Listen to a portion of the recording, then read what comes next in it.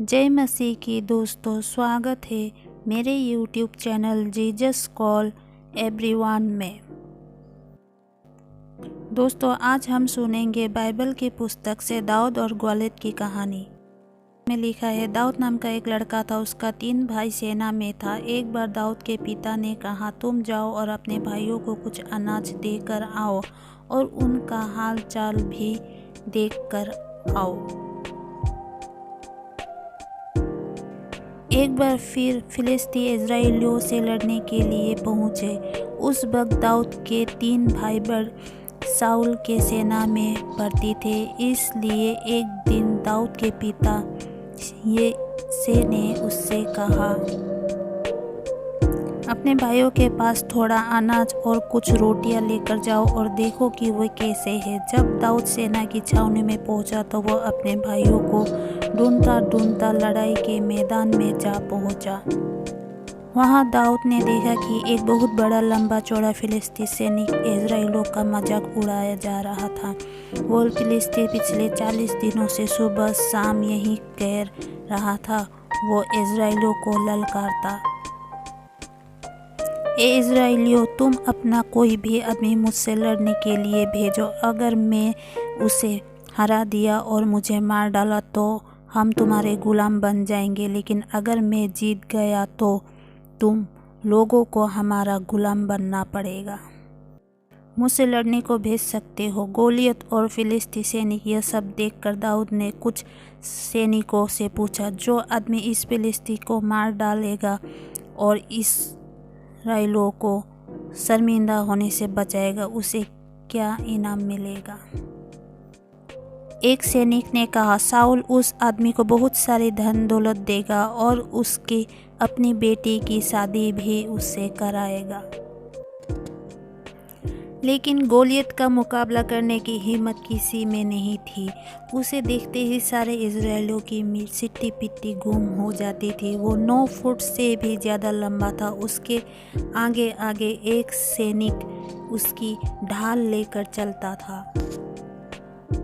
जब दाऊद ने गोलियत से लड़ने की बात कही तो कुछ सैनिकों ने यह खबर राजा शाऊल को दी। शाऊल ने दाऊद से कहा, तुम उससे कैसे लड़ सकते हो? तुम तो बहुत छोटे हो, जबकि वो फिलिस्ती तो कई सालों से लड़ाई लड़ रहा है।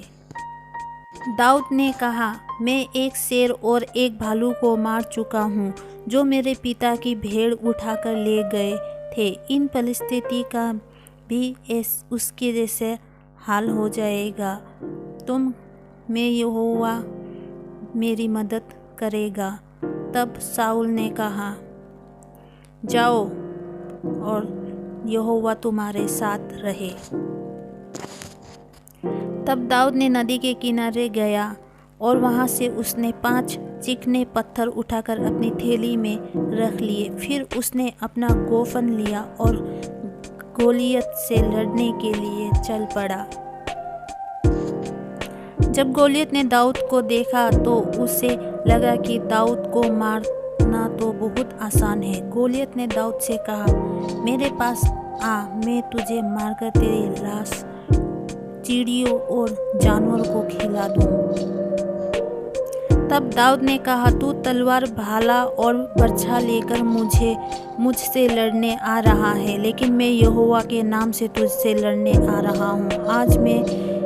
आज के दिन यहोवा तुझे मेरे हाथ में कर देगा और मैं तुझे खत्म कर दूंगा। इतना कहकर दाऊद गोलियत की तरफ दौड़ा। उसने अपनी थैली में से एक चिकना पत्थर निकाला और उसे अपने गोफन में रखा और पूरा जोर लगाकर गोलियत की तरफ फेंका। वो पत्थर सीधे गोलियत के माथे में घुस गया और वो उसी वक्त गिरकर मर गया।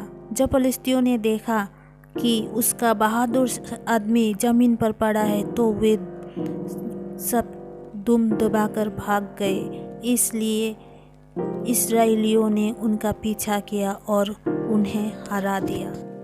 दोस्तों, इस कहानी का अर्थ है, जब हम अपना सब कुछ भी काम परमेश्वर के हाथ में सौंपेंगे तो परमेश्वर अवश्य उसे पूरा करेंगे। असंभव से असंभव काम भी परमेश्वर हमारे लिए करे।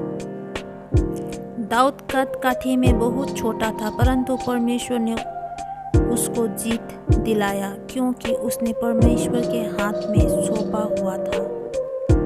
कहानी को सुनने के लिए धन्यवाद। परमेश्वर हमेशा सबके साथ रहे और सहायता दे।